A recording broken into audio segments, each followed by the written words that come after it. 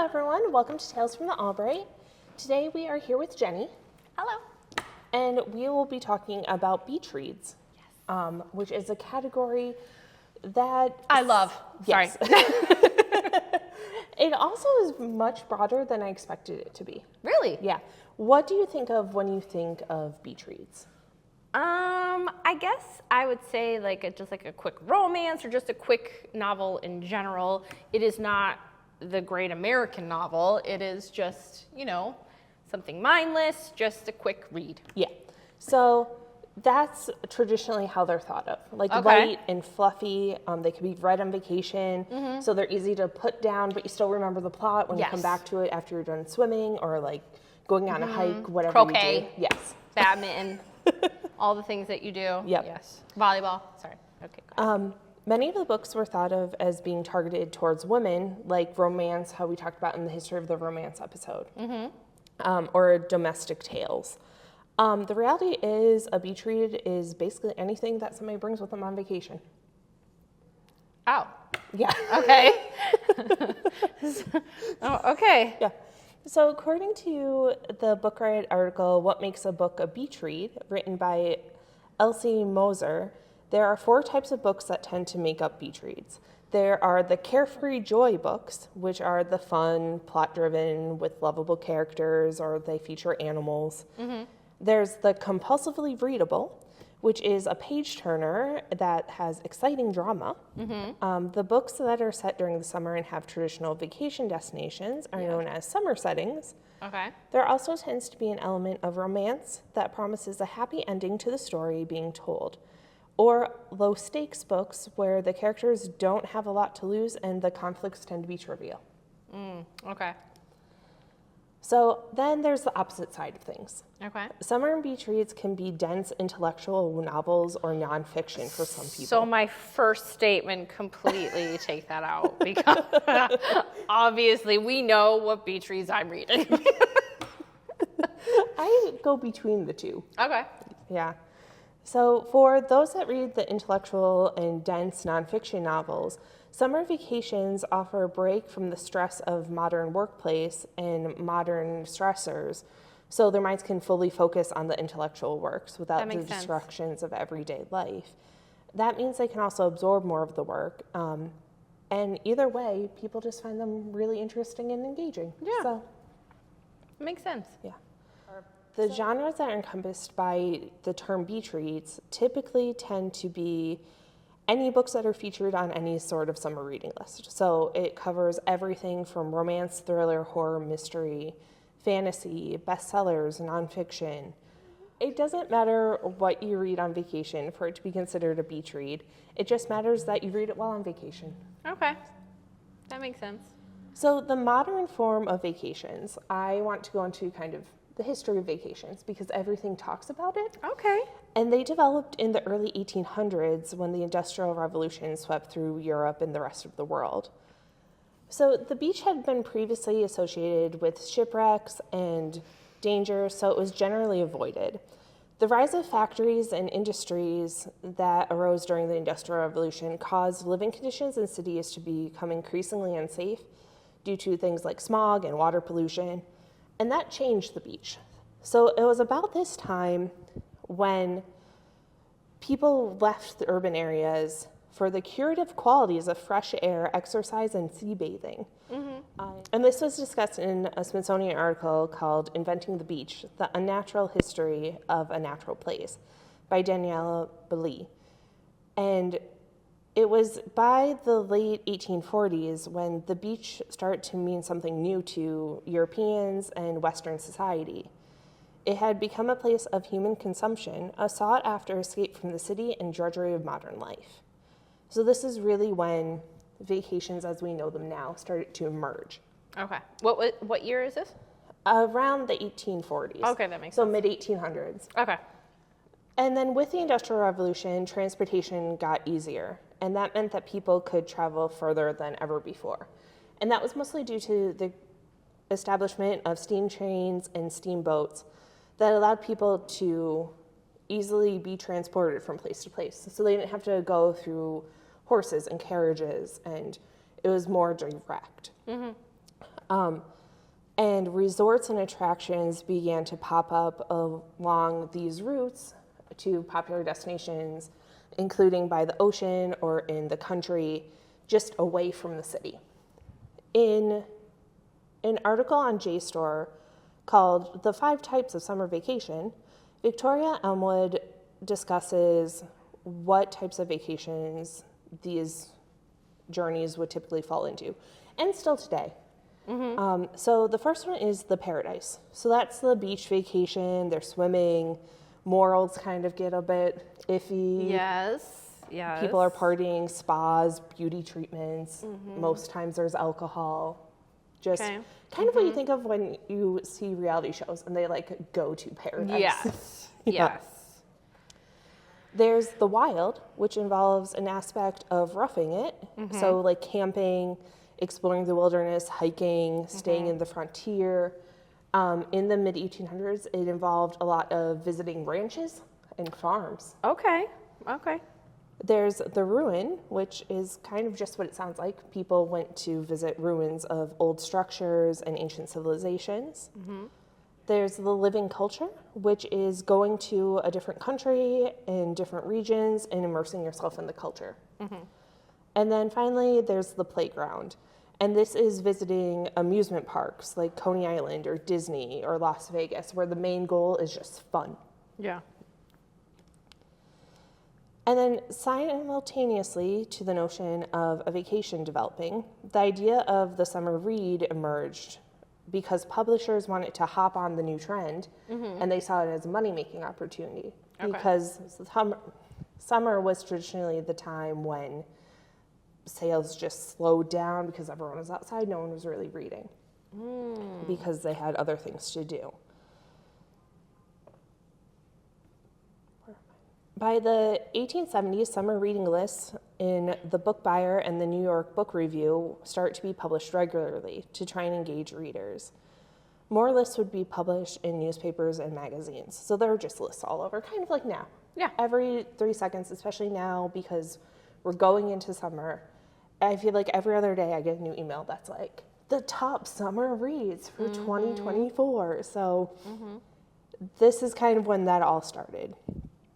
Women were the main focus of the advertising targets for summer beach reads. And that is kind of still reflected today in terms of if you think of, I don't know, I think when you think of like the quintessential beach reads, it's always like what's traditionally known as women's fiction or like romances, or there's a female main character, like very more light, fluffy, kind of the stereotypes that we discussed in the romance novel. Right. And a lot of these classic images back then were all about like women reading in hammocks or like sitting under the shade of a tree or at the beach. With a big sun hat. Yeah. Yes. Yep. In A Brief History of Summer Reading, published in the New York Times, Jennifer Holland explains that during the rise in summer reading, literacy rates among American women, who were more likely to spend long chunks of the summer at resorts than their husbands, who often had to commute back and forth to their city jobs, skyrocketed. So it really had a good impact on women reading and literacy rates among women, which is really amazing when you think about it. Yeah. That it really started with vacations becoming a thing. Yeah. So this also had a massive amount of backlash because, of course it did, it's the 1800s. Yeah. The most notable person who spoke out about it was Reverend T. DeWitt Talmage, and he gave a sermon titled Summer Reading Matter in 1876, which he stated, "I really believe there is more trash read among the intelligent classes in July and August than in the other 10 months of the year." And then he compared the lighter reading and the lighter themes in books to strychnine. Strychnine. Yes. Okay, And then- strychnine. Got it. And then he stated that there will not be an hour between this and the day of your death when you can afford to read a book lacking in moral principle. So he really went all in. Okay. And then he continues to discuss this and just begins to go on about women reading. Shots were fired. Yes. So, and this was published in The Authentic Life of T. DeWitt Talmage, and that was a compilation of his sermons put together by Reverend John Rusk.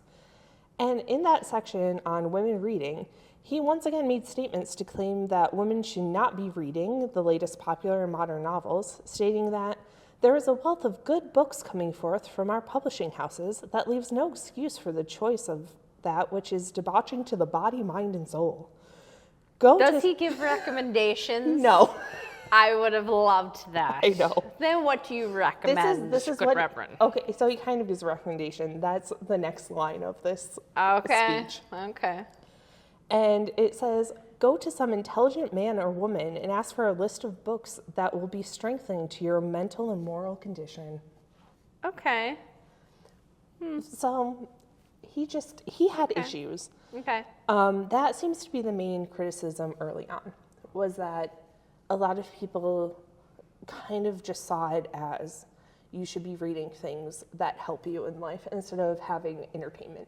Okay. But you also have to think this is also during the time of like the second Christian revival, and Makes sense. and after the Civil War and tensions of like moving on from the Victorian era where society is really starting to change.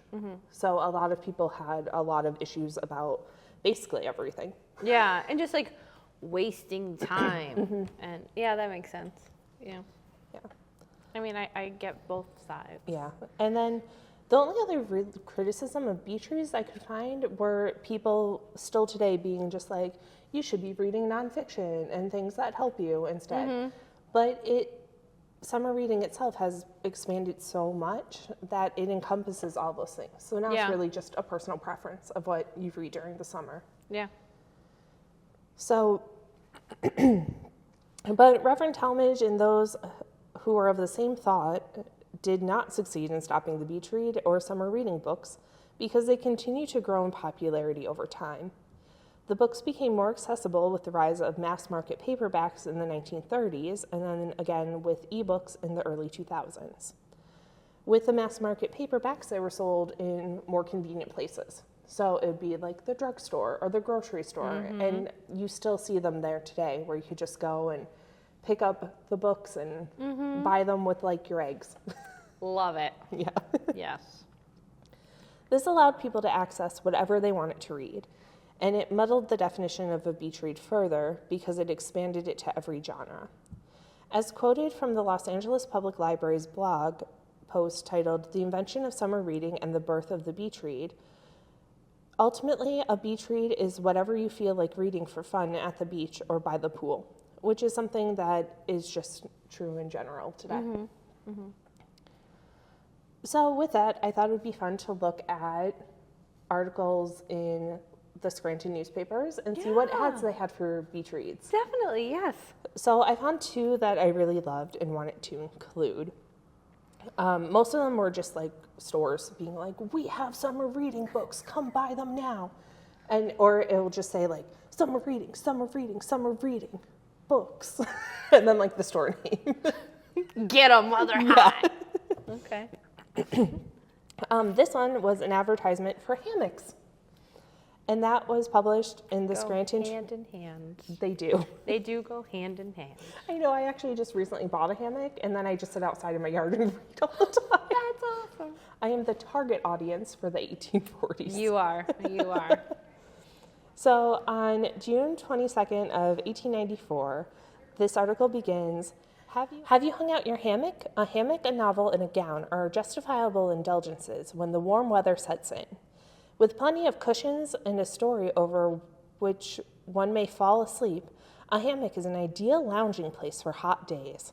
If lying still and reading or dreaming becomes monotonous, by swinging a few minutes, a sufficiently respectable amount of seasickness may be produced to let one fancy that one is enjoying the delights of a yachting expedition.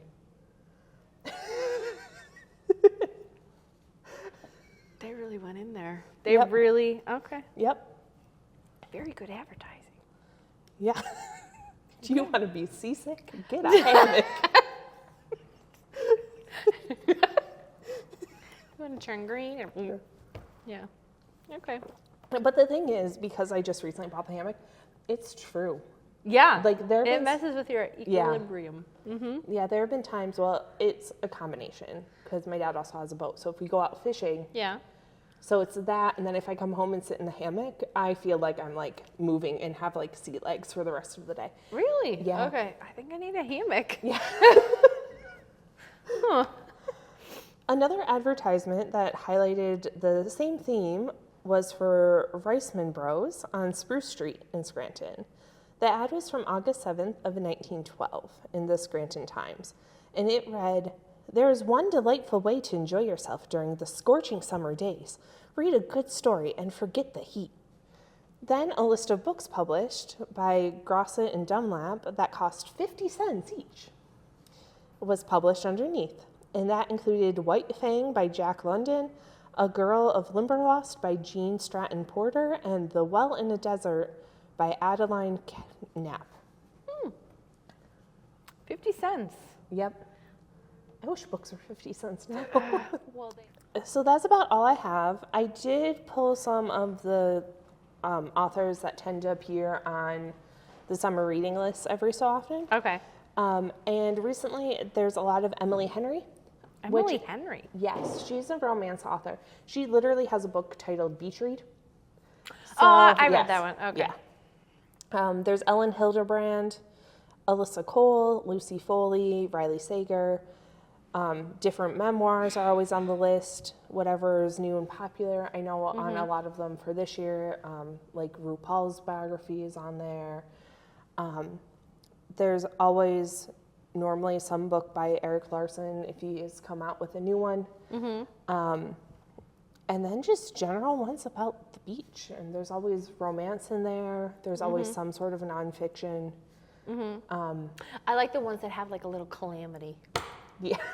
I do. I was trying to think of books that I've read at the beach before coming here. And I remember I read Wilder Girls. And that was a young adult novel. I forget who it's by. Okay. And that was like an ecological horror. So I'm not sure if that was the best to read while in nature, but it's what I read.